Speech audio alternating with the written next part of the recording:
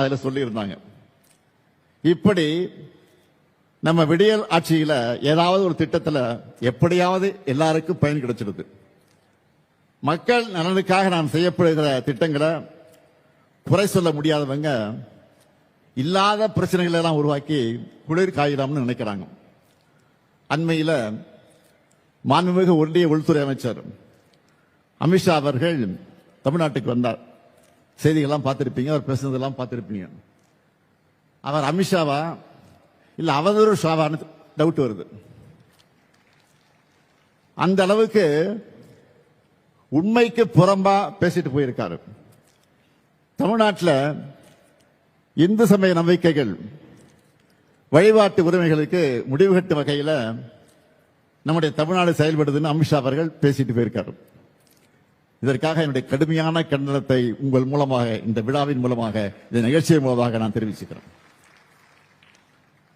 அவருக்கு தமிழ்நாட்டில் என்ன நடக்குதுன்னு தெரியல போல. நம்ம அரசு பொறுப்பேற்றதிலிருந்து இப்ப வர சுமார் 4000 திருக்கோயில்களுக்கு குடமுழுக்கு. அதாவது அவருக்கு புரிகிற மொழியில சொல்லணும்னா கும்பாபிஷேகம் நடத்தியிருக்கோம். இப்படி ஒரு சாதனைய நீங்க ஆளுகிற பாஜக மாநிலங்களை செஞ்சிருக்கீங்களா? கண்டிப்பா இருக்காது. அது மட்டும் இல்ல, 997 திருக்கோயில்களுக்கு சொந்தமான 7,701 கோடி ரூபாய் மதிப்பிலான 7,655 ஏக்கர் நிலங்களை மீட்டு இருக்கும். உண்மையான பக்தர்கள் நம்ம அரசை பாராட்டுறாங்க. தலைமை செயலகத்தில் வாரத்தில் எப்படியாவது 2 நாள் இந்து சமய அறநிலையத்துறை பணிகளை நான் தொடங்கி வச்சு அந்த விழாவில் பங்கேற்கிறேன். நம்ம ஆட்சியில இந்து சமயம் சார்ந்து என்னென்ன செஞ்சிருக்கோம்னு ஒரு நாள் முழுக்க பேசுற அளவுக்கு சாதனைகள் பெரிய லிஸ்டே இருக்கு. அதனால்தான் பக்தர்கள் விரும்பக்கூடிய ஆட்சியாக தான் திராவிட மாடல் ஆட்சி இருக்கு. ஆன்மீக பெரியவர்கள் விரும்பும் ஆட்சியா இருக்கு. அனைத்து சமயத்தவர்கள் நம்பிக்கைக்கும் மதிப்பளிச்சு அவன் மத உரிமைகளை காப்பாற்றுகிற ஆட்சியா நடத்திக்கிட்டு வரோம். இப்படிப்பட்ட தமிழ்நாட்டில் இந்துக்களுடைய உரிமைகள் பறிக்கப்படுறதா துளியும் உண்மையில்லாத குற்றச்சாட்டை உள்துறை அமைச்சர் சொல்வது அவருடைய பதவிக்கு கண்ணியம் அல்ல. உண்மையை சொல்லணும்னா கலவரம் செய்யவும் குழப்பம் எடுத்தவும் நினைக்கிறவங்களோட எண்ணம் தான் தமிழ்நாட்டில் ஈடேறல. அது இனியும் நடக்காது, நடக்க விட மாட்டோம். இந்த ஸ்டாலின் இருக்கிற வரை அது நடக்கவே நடக்காது. வெளிப்படையா சொல்லணும்னா ஒரு சிலர் இங்க இப்படி பேசி வட மாநிலங்களில் வெறுப்பு பிரச்சாரம் பண்ணலாமா என்பதுதான் நம்முடைய எண்ணம்.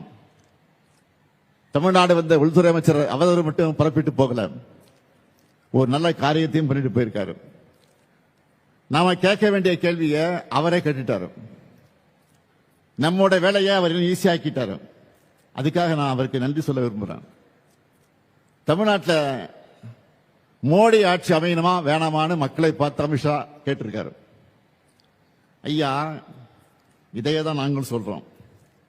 2026 தேர்தலின் போது தமிழ்நாட்டை நாங்க ஆளணுமா இல்ல எங்கேயோ டெல்லியிலிருந்து நமக்கு சம்பந்தம் இல்லாதவங்க ஆளணுமா முடிவு செய்வதுதான் தேர்தல். இது தமிழர்களின் சுயமரியாதைக்கு விடப்பட்டிருக்கக்கூடிய சவால். அதிமுக கூட்டணிக்கு வாக்களிச்சா பாஜக தான் தமிழ்நாட்டை ஆளணும்னு நாங்க சொல்லி புரிய வைக்க வேண்டிய அவசியம் இல்லை. அமித்ஷா அவர்கள் நேரடியாகவே ஒப்புதல் வாக்குமூலம் தந்திருக்கிறார். நீட்டை விடாப்பிடியாக திணிக்கிற, தமிழ்நாட்டுக்கான கல்வி நிதியை விடுவிக்காம தேசிய கல்விக் கொள்கையை திணிக்கிற, தொகுதி மறுவரை என்கிற பேரில் தமிழ்நாட்டின் ஜனநாயக வலிமையை குறைக்கிற, வடமாநிலங்களை தமிழர்களை கொச்சைப்படுத்துகிற பிஜேபி ஆட்சி அமையதான் எதிர்க்கட்சித் தலைவர் பழனிசாமி பாடுபடுகிறார். அம்மையார் ஜெயலலிதா அவர்களுடைய மறைவுக்கு பிறகு தமிழ்நாட்டில் பாஜகவோட பிராக்சி ஆட்சி நடந்துச்சு. கடந்த 5 ஆண்டுகளாக தான் அதிலிருந்து நாம் தமிழ்நாடு மீண்டும் தலைநிமிர ஆரம்பிச்சிருக்கோம். இப்ப நேரடியாகவே பாஜக ஆட்சியை சொல்லிட்டு வராங்க. 11 ஆண்டுகளா ஒன்றியத்தில் நடக்கக்கூடிய என்டிஏ ஆட்சியில தமிழ்நாட்டுக்காக ஒரு துருமை கூட கிள்ளி போடாத உங்களை தமிழ்நாட்டு மக்கள் நம்ப தயாராக இல்லை. 2019 2021 2024 கடந்த 3 தேர்தல்களையும் படுதோலை பரிசா தந்ததும் உங்களுக்கு இது புரியலையா? தமிழ்நாட்டுக்கு ஓரவஞ்சப்பட்டதை நீங்க மாத்திக்காதப்ப தமிழர்கள் மட்டும் தங்களுடைய முடிவை மட்டும் எப்படி மாத்திக்குவாங்க? மக்கள் எப்போதும் நம்ம அரசு பக்கம் தான் இருக்காங்க. திரும்பவும் நாங்க தான் வருவோம். நல்லாட்சியை தொடருவோம்.